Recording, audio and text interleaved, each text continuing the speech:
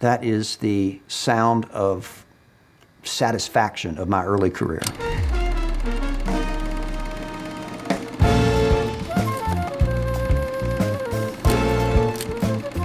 Okay, this right here in my hands, this was my very first professional camera. This was the first time I ever fell in love.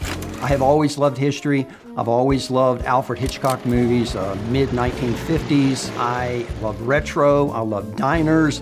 I would have loved to have grown up during the time that my dad did in the 1950s. Now, this camera is not from the 1950s. It's from my early career in the 1990s. This is the Ikegami HC340. So this was something new. What I have in my hands is a one-piece camera. Originally, you had a camera and then you had an umbilical cord that came out the back that would go to a separate deck. This may seem really odd today, but what you really have is three companies here. You have a Canon lens, you have an Ikegami camera, and then you have a Sony Betacam SP deck. This is what a Betacam tape looked like.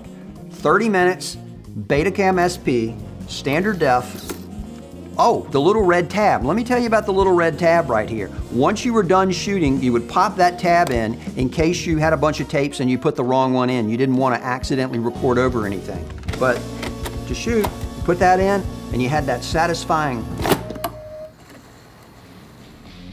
So you'll notice on this camera, this is a dark gray and this is a light gray. The reason that it's a different color is that I would take this camera and go out and shoot a show called Real Stories of the Highway Patrol. It was one of the first reality shows. We were in high-speed pursuit in the middle of the night, and we went over a cliff, hit a telephone pole, which kept us from going over a ravine. All I'm thinking the entire time is, I've got to protect the camera. I pinned the camera against the roof of the car, and when I did, the only thing that broke was there was a sun gun that broke off, and this piece right here broke.